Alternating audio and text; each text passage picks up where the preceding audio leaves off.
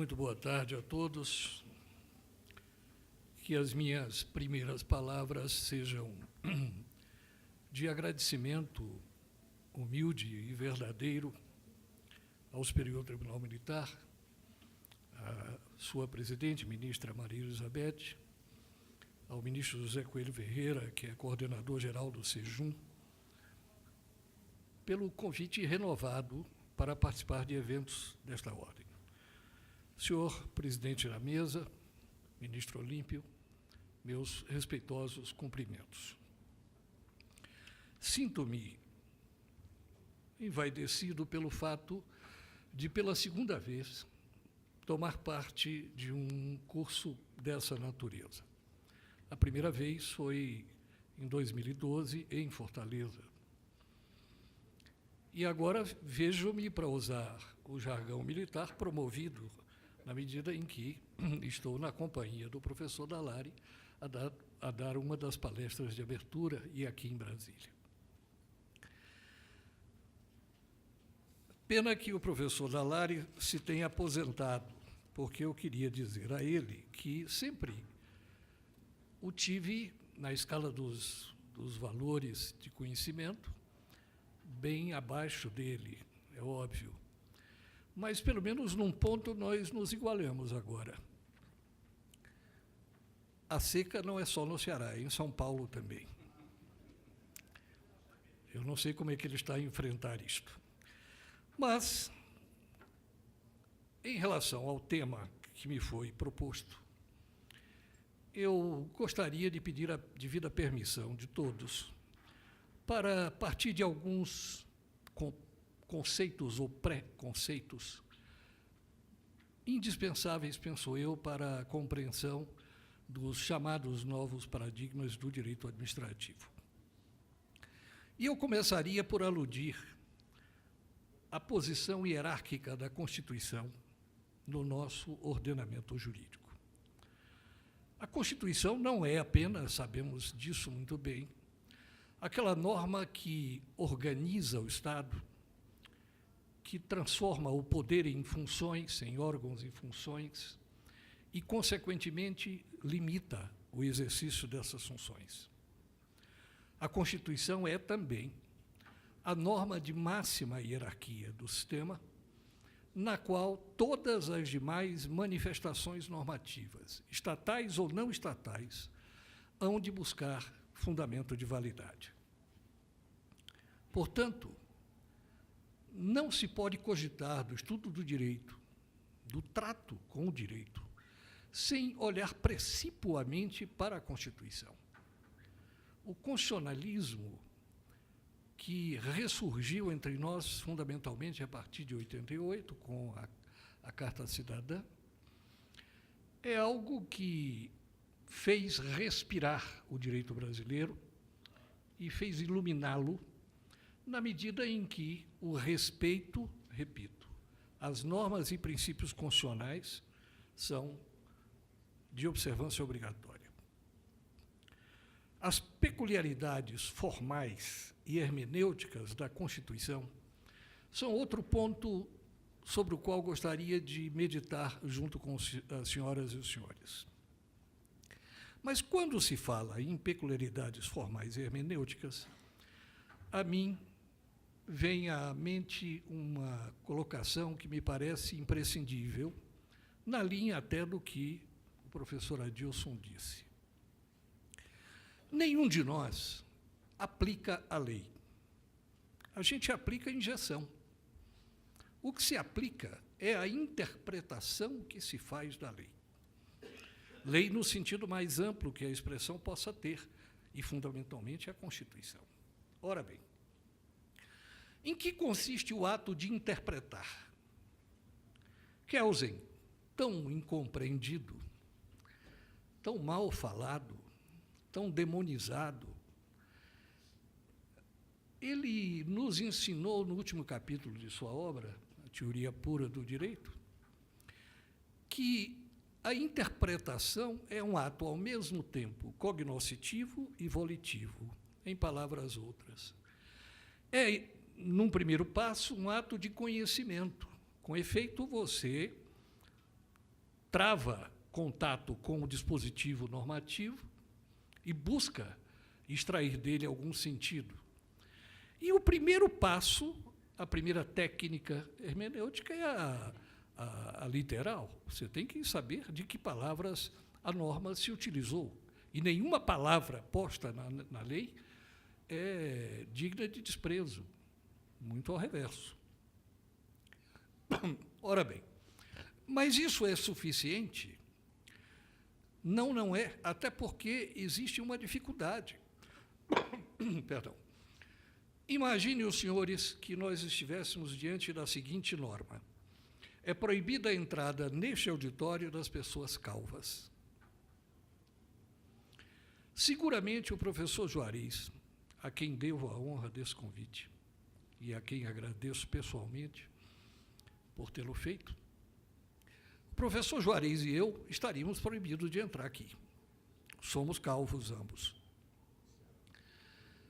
O professor Adilson, decididamente, não é calvo. Ele não nasceu para sê-lo e, a esta altura da vida, não vai mais ser. Mas quantos fios de cabelo alguém deve ter ou deixar de ter para ser calvo? Um juiz mais rigoroso olhará para alguém que tem algumas entradas e dirá: é calvo, não entra. Outro, menos rigoroso, tolerará a calvície ou a quase calvície e permitirá a entrada. Qual deles estará certo? Aí é que entra a segunda etapa da atividade hermenêutica ou interpretativa, que é a volitiva, ou seja, da vontade do intérprete aplicador, que escolhe dentre duas ou mais possibilidades de aplicação aquela que lhe parece mais justa, mais adequada, mais correta. Isso é perfeitamente comum, é normal que seja assim. Ora, mas voltando àquilo que chamei de peculiaridades formais da Constituição. Em primeiro lugar, a Constituição é a única norma do sistema que emana de um poder político por essência, ou seja, do chamado poder constituinte, que alguns dizem constituinte originário. Essa expressão é pleonástica. Se é constituinte é porque é originário, e se é originário é constituinte. Todas as demais normas, ou todas as demais manifestações normativas, elas emanam da própria Constituição e, portanto, de órgãos constituídos, e não de um órgão constituinte, como foi, entre nós, por último, a Assembleia Nacional Constituinte. Essa já é uma diferença fundamental em relação a todas as demais regras. Sendo regra máxima do sistema, ela possui uma característica que lhe é inata, a rigidez. Isso significa dizer que a Constituição não pode ser modificada senão por processo solene, difícil, ou pelo menos formalmente difícil, previsto na própria Constituição, que ela própria autoriza e comanda que seja obedecido, de forma que o desapreço aos limites ao poder de reforma constitucional, alguns chamam de poder constituinte derivado, mas eu não gosto muito dessa expressão. Os limites ao poder de reforma são, alguns deles, expressos, não é? A constituírem aquilo que já nos acostumamos a chamar de cláusulas pétreas, cláusulas petrificadas, que não podem ser objeto de alteração de modo algum. Essa rigidez constitucional implica a compatibilidade vertical das leis ou das normas. É óbvio que um decreto, por exemplo, que existe para a fiel observância, o fiel cumprimento da lei, há de a ela se adequar. O decreto ilegal, o decreto que não se conforma à lei, é um decreto inválido, é um decreto inconstitucional. Ora, a lei, embora formalmente produzida e, enfim, até mesmo aplicada normalmente, mas que não se compadeça com a Constituição, de igual modo, possui um defeito congênito, ou seja, é uma norma originariamente inexistente. E aí há aquela grande diferença que nós compreendemos perfeitamente entre uma lei revogada e uma lei declarada inconstitucional. A lei revogada vige até o momento da revogação e a nova lei daí em diante, sem que a nova lei possa retroagir para ferir os direitos adquiridos, os atos jurídicos perfeitos e as coisas julgadas. Já a lei declarada inconstitucional é uma lei que parecia ser lei, mas nunca foi. Portanto, não poderia produzir resultados, efeitos. É certo que, quando se declara a inconstitucionalidade de uma lei, em determinadas hipóteses, pode-se modular, e se deve modular, os efeitos da declaração. Eu gosto de me valer do seguinte exemplo. Digamos que uma lei aqui do Distrito Federal crie determinados cargos de juiz distrital. Esses cargos, uma vez criados, são, digamos, ou deverão ser providos por pessoas aprovadas em concurso público. O concurso é feito, pessoas são aprovadas, nomeadas e entram em exercício. E durante 5, 10, 15 anos exercem atividade judicante, prolatam sentenças. Ora bem, descobre-se, depois de 10, 15 anos, porque inconstitucionalidade não prescreve, que a lei tinha um vício original, um vício formal, digamos. Não se cumpriu o quórum de aprovação. Então, o Supremo Tribunal Federal declara a lei do Distrito Federal, que criou os cargos de juiz, inconstitucional. Então, ela nunca foi lei, nunca criou cargo nenhum, nunca ninguém poderia ter sido nomeado para esses cargos, portanto, aquele que pensava que era juiz nunca foi. Muito bem. Ele não é que perca o cargo, ele simplesmente não o tinha. Mas o que fazer com as sentenças que ele prolatou? Anulá-las todas? Nós estaríamos diante de um caos. E outra, algumas sentenças já surtiram efeitos. Digamos que ele seja um juiz criminal e tenha condenado alguém à prisão.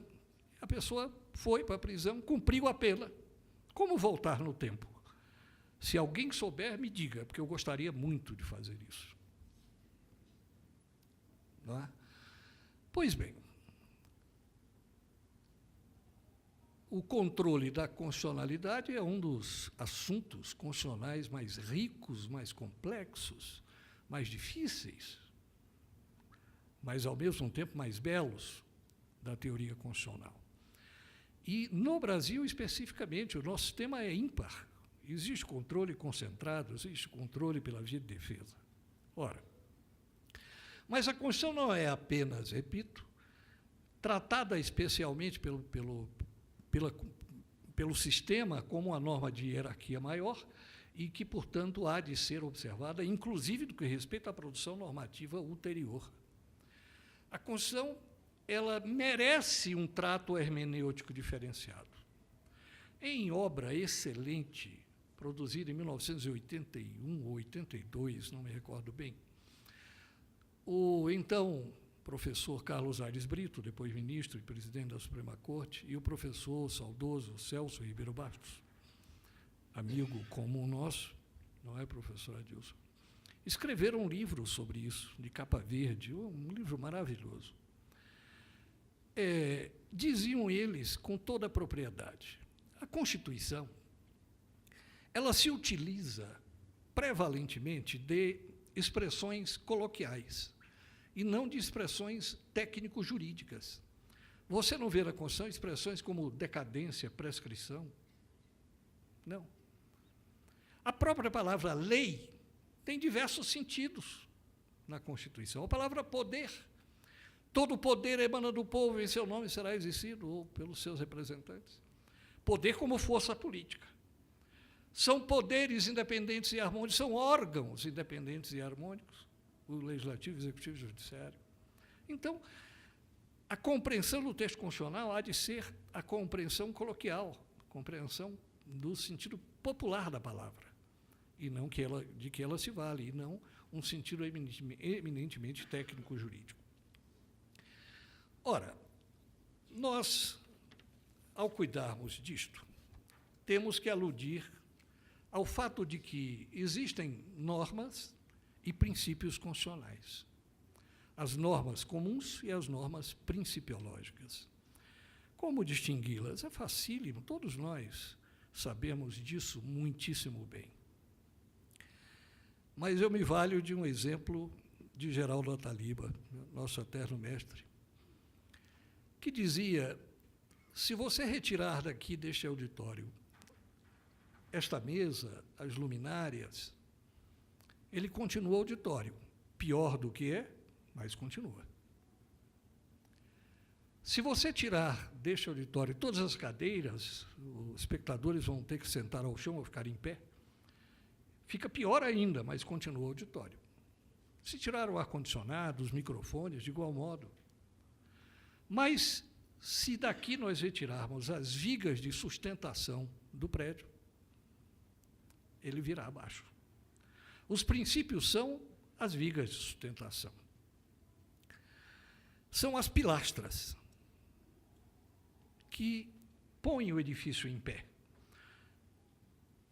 Como já se disse incontáveis vezes, ofender, Celso Antônio inclusive, ofender um princípio é muito mais grave do que ofender a uma simples norma constitucional. Como aqui, por exemplo, no ato das disposições transitórias, diz que o Colégio Pedro II, no Rio de Janeiro, continua sob jurisdição federal. Você pode comparar essa regra com a que fala do princípio da igualdade, com o princípio da legalidade, com o da república, tão bem referido na primeira palestra do professor Dallari, da federação? Claro que não. Por isso é que nós, que somos operadores do direito, temos uma obrigação básica. A primeira preocupação nossa, diante de qualquer norma, de qualquer manifestação normativa, é olhar se ela é constitucional ou não. E eu não estou falando apenas das leis ordinárias, complementares, delegadas, medidas provisórias, decretos, regulamentos, portarias, até o regulamento do seu condomínio. Não é? Eu vi em alguns desses regramentos regras absolutamente abusivas, claramente inconstitucionais, que, por exemplo, ofendiam a dignidade da pessoa humana. Então, temos que ter essa preocupação básica. E faço aqui uma comparação que me parece adequada. A falta dessa pergunta pode comprometer todo o raciocínio futuro. Ou seja, se eu não perguntar, em primeiro lugar, se a norma é inconstitucional, as outras perguntas podem ser inteiramente despiciendas. E a comparação é a seguinte: um oficial, já que estou no meio militar, ordenou ao sargento que às 18 horas disparasse o canhão. Deu 18 horas e o canhão não disparou. 18h15, 18h30, ele manda chamar o sargento. Sargento, o que foi que houve? Por que o canhão não disparou? Ah, coronel, por várias razões. A primeira é que faltou pólvora. Bom, se faltou pólvora, não precisa dizer as outras razões. Se é inconstitucional, não há necessidade mais de nós perguntarmos por que aquela regra não há de ser aplicada. No que respeita à interpretação da Constituição, eu creio ser também necessário aludir a uma circunstância muito grave. Qual o papel das emendas constitucionais? Bom, as emendas, com efeito, elas podem alterar dispositivos da Constituição, suprimi-los, acrescentar artigos. Existe até, creio, uma Constituição paralela feita só de normas feitas incluir na Constituição por emenda. É uma coisa notável. Pois bem, ora, essas emendas, se podem modificar a Constituição, estão no mesmo patamar jurídico da própria Constituição originariamente posta? Tem a mesma hierarquia? Claro que não. Claro que não, porque existem, como disse no início desta fala, limites formais, materiais, ocasionais, ao poder de reformar a Constituição, de produzir emendas. Uma emenda que tenha a tendência a, por exemplo, comprometer o Estado Federal, a Federação ou a República, é uma emenda que sequer pode ser levada à deliberação do Congresso Nacional, muito menos ser aprovada. Ora, sendo assim, é óbvio que uma emenda constitucional pode ser declarada inconstitucional, enquanto que uma regra da Constituição originariamente posta não pode, por motivos lógicos, óbvios. Então, se as emendas são regras infraconstitucionais, cabe uma pergunta. Elas, uma vez aprovadas, podem ferir direitos adquiridos, atos jurídicos perfeitos e coisas julgadas?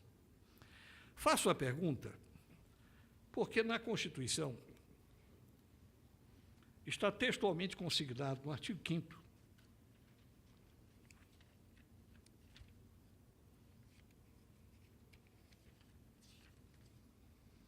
que ninguém, inciso 2, ninguém será obrigado a fazer ou deixar de fazer alguma coisa, senão em virtude de lei. Ótimo. Então, só a lei obriga alguém a fazer alguma coisa. E a Constituição também estabelece: a lei não prejudicará o direito adquirido, o ato jurídico perfeito e a coisa julgada. A lei não pode, mas a emenda, como é superior à lei, pode? Penso que não. Penso que não, definitivamente não. Aliás, sobre isso, há vários anos, tive o prazer de escrever, em parceria com o professor Carlos Aires Brito, depois ministro, um artigo sobre a prevalência do direito adquirido em face das emendas constitucionais. Quando se interpreta esse dispositivo do artigo 5º, que a lei não prejudicará o direito adquirido, faz-se isso adotando-se uma exegese literal, restritiva da palavra lei. Lei como lei ordinária, ou, no máximo, lei complementar ou delegada, e, equivalentemente, medida provisória, que pode ser transformada em lei. Ora, se é assim, a mesma técnica hermenêutica tem que ser aplicada em todo o artigo 5º, por coerência. Como fica aquele outro dispositivo que eu li? Ninguém é obrigado a fazer ou deixar de fazer alguma coisa, senão em virtude de lei. Que ninguém é obrigado a cumprir emenda constitucional, só lei. Essa é uma incoerência lógica óbvia. As emendas existem doravante, nunca desde sempre. Elas operam seus efeitos daqui por diante. E lhes vou dar um exemplo muito claro, que é polêmico, eu sei, e que a Suprema Corte, infelizmente, não aceita. A tese é do direito adquirido ao regime de aposentação sob o qual você ingressa no serviço público, civil ou militar. Até porque esse ingresso no serviço público é uma opção de vida que você faz. Você é jovem, concluiu o seu curso de graduação, não importa em que área, e, digamos que seja na área jurídica, você pode ser advogado, fez essa opção.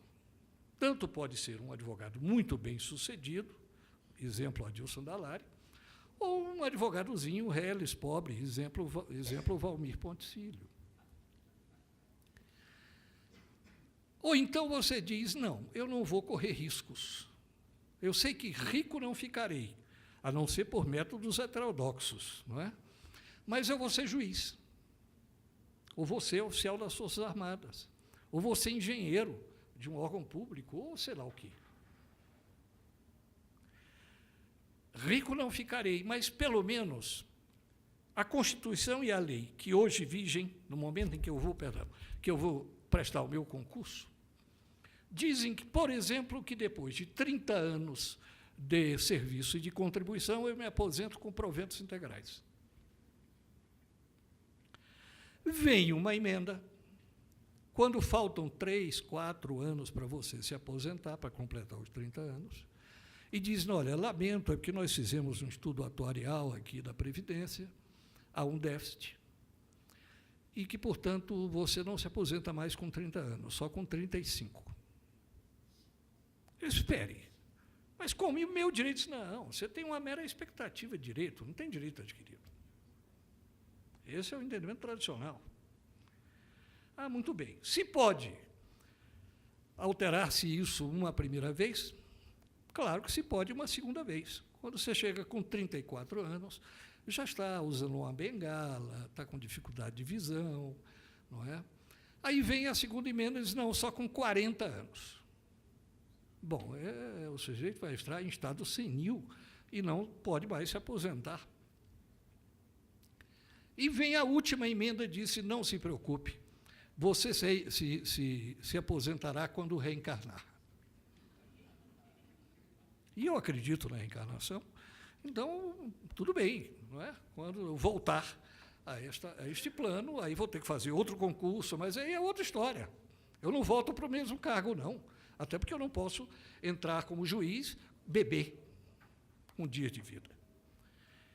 O direito não tolera irracionalidades. O direito tem que ser baseado pelo bom senso, pelo senso comum das pessoas razoáveis, Celso Antônio, das pessoas normais. Então, é óbvio que emenda não pode retroagir e que há direito adquirido, sim, frente às emendas. Inclusive, é o direito ao regime de aposentadoria sobre o qual você ingressa no serviço público. Pode se mudar, mas daí em diante, para quem vier a ingressar no serviço público, já sabendo das novas regras. É como no meio tempo, o juiz de futebol, o árbitro, perdão, o árbitro de futebol, diz, olha, eu me enganei naquela marcação, eu não marquei o pênalti, mas foi, então, volta, vamos bater o pênalti agora no meio tempo. Isso não tem cabimento. Passou. Passou. Ora, isso em nome, o que eu disse, de um superprincípio constitucional, que é o superprincípio da segurança jurídica. Sem segurança jurídica, não se pode cogitar nem de sociedade civilizada, de relação harmônica entre as pessoas. As regras não podem mudar abruptamente e ainda pegando as pessoas a meio caminho. Não. Óbvio que não. A Constituição existe também, como sabemos, para a proteção das liberdades individuais e sociais. É um instrumento que protege, fundamentalmente, como disse, a liberdade das pessoas. Mas existem limites constitucionais ao exercício dessa liberdade. É preciso que nós tenhamos em mente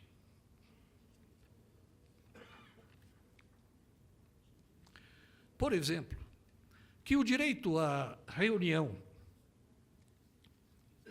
e à manifestação de vontade são direitos essenciais ao Estado democrático, sem dúvida, mas também não podem ser exercidos ilimitadamente. Estou a tratar de um tema muito delicado, porque nós assistimos, de algum tempo para cá, manifestações político-partidárias ou não, enfim, associativas, muito intensas, outras nem tanto, e elogiáveis, sem dúvida, porque a participação democrática é, repito, essencial à vida de qualquer país e representa progresso para esse país. Mas eis o que diz a Constituição. Todos podem reunir-se pacificamente, sem armas. A índole há de ser pacífica e é vedada a utilização de armas. Claro que eu não estou aqui aludindo a revólveres, a metralhadoras, a bazucas, ou canhões. A qualquer tipo de instrumento que possa servir de arma, causando danos a outrem. Vimos que, com um rojão, um manifestante acabou, infelizmente, causando a morte de um cinegrafista. Todos nós vimos a cena. Chocante, terrível. Em locais abertos ao público, independentemente de autorização. Isso é fundamental. A autoridade não tem que autorizar que a reunião se faça. Mas veja o que estabelece o texto magno. Desde que não frustrem outra reunião anteriormente convocada para o mesmo local. Digamos que um sindicato resolveu fazer uma manifestação aqui na Praça dos Três Poderes, para tal dia e tal hora. Para que outra não seja convocada para o mesmo local e hora, é fundamental que se dê notícia pública daquela manifestação de forma antecedente, para que outra entidade, profissional, seja qual for, não marque para o mesmo local e mesma hora, sendo apenas exigido prévio aviso à autoridade competente. Está claro. Está claro o texto constitucional. Não é pedir autorização, mas avisar que vai fazer. Até que, para que, por exemplo, já que se falou em direito urbanístico, questões como o trânsito seja devidamente regulado, que as pessoas não se vejam impossibilitadas de se locomover na cidade, porque um determinado manifesto está ocorrendo em avenida importante da cidade. Aqui em Brasília talvez seja mais fácil, mas qualquer coisa que aconteça na Paulista, por exemplo, é uma loucura, não é? É fatal para a vida da cidade, da capital do Estado. Ora bem, então vejam como é delicado o trato da Constituição. E agora entro no... Parece que está vendo um agora aqui, né? Estão sabendo se avisaram, a nós não avisaram, não, né?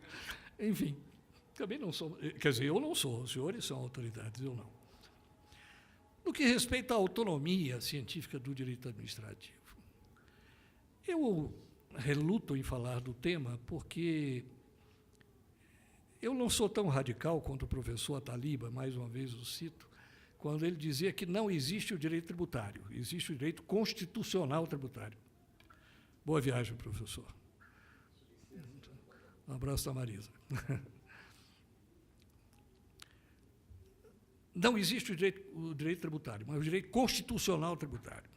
Eu não diria exatamente a mesma coisa em relação ao direito administrativo, que tem regras muito peculiares, muito próprias. Lei de improbidade, lei de licitações, enfim, lei de processo administrativo. Mas o fato é que as pilastras básicas do direito administrativo estão na Constituição, no artigo 37, fundamentalmente.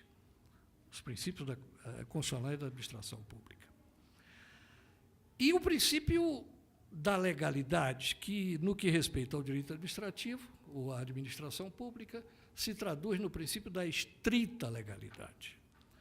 Importa dizer que, enquanto nós, cidadãos comuns, podemos agir no campo do lícito, ou seja, no campo do que não é proibido, nem obrigatório, a autoridade pública só pode fazer aquilo que expressamente a lei comanda ou autoriza que ele faça. Não age no campo da licitude, pura e simples. Ora, no que respeita ao processo administrativo, há certos paradigmas que devem ser, sim, muito bem observados. O poder de investigar a prática de ilícitos administrativos ou de delitos administrativos por servidores públicos, civis ou militares, não é apenas um poder da administração, é um poder-dever dela, exatamente para que outros princípios constitucionais, como o da probidade administrativa, seja cumprido. Então, é obrigatório investigar isso e investigar de forma pública ou publicizada. E aqui faço um meia-culpa. Em termos, eu sou conselheiro federal da Ordem hoje. E recrimino que a nossa instituição, que prega para fora isto, internamente mantenham os processos disciplinares contra advogados sob sigilo. Isso é um absurdo. Não deveria ser assim. Eu reconheço que a OAB peca neste ponto. É porque, se ele for absolvido, fica pecha. Realmente. E quando alguém, por exemplo, é réu numa ação de improbidade? Quantas ações de improbidade são promovidas neste país sem qualquer fundamento? Quantas? E a pecha está posta para o resto da vida. É réu numa ação de improbidade. Você depois é absolvido em primeira, segunda e última instância, mas nada daquilo ou dessas absolvições importa mais para você. Emocionalmente, não. Eu compreendo este lado, mas também penso que não se pode esconder nada. O princípio é da publicidade, não da opacidade administrativa. A administração não pode ser opaca, tem que ser translúcida. Muito bem. Há de haver o devido respeito, por exemplo, à prerrogativa de peticionar perante os órgãos públicos. Eu exerci há vários anos o cargo de procurador-geral do município de Fortaleza. E, indo a uma repartição pública para visitar o secretário de Finanças, ocasionalmente, quando entrei, havia o guichê lá de protocolização de petições, e ouvi a moça do protocolo falando alto com uma pessoa, era até uma senhora. Eu já disse à senhora que a senhora não tem direito, eu não recebo o seu requerimento. Ela exerceu uma jurisdição peremptória inicial ali no guichê. Ela não permitiu que a senhora requeresse o que fosse. Ela podia requerer a coisa mais absurda, a restauração da monarquia. Mas é direito dela de peticionar.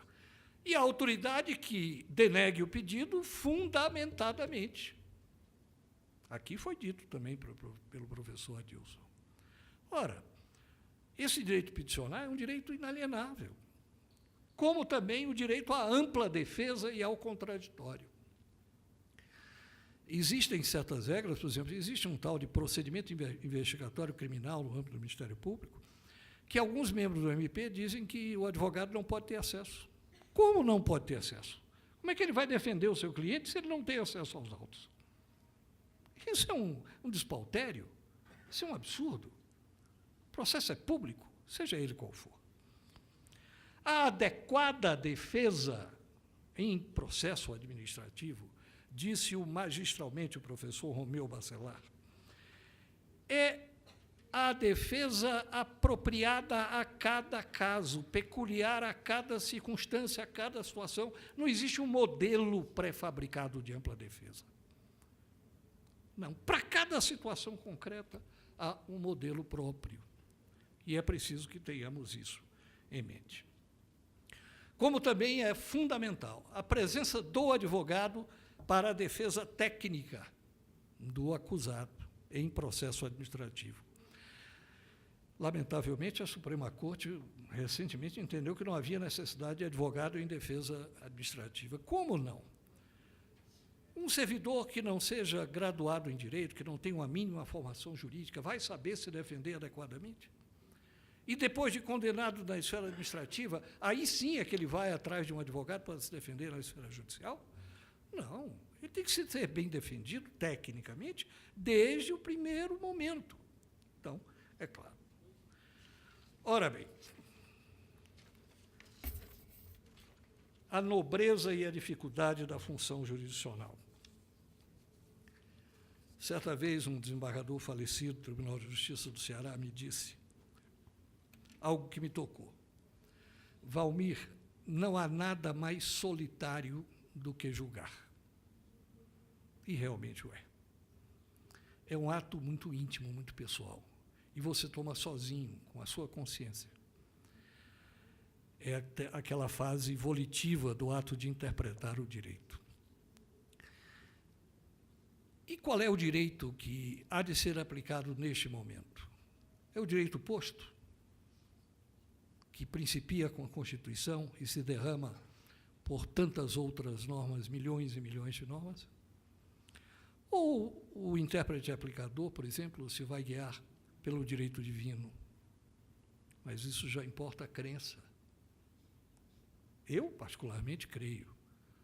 Mas alguém pode não querer fazê-lo, e Deus perdoa até os descrentes. É um dilema, sem dúvida. Eu, não sabendo bem como concluir esta humilíssima fala, me valho de Fernando Pessoa. Se eu pudesse te dizer o que nunca te direi, tu terias que entender aquilo que nem eu sei. Muito obrigado.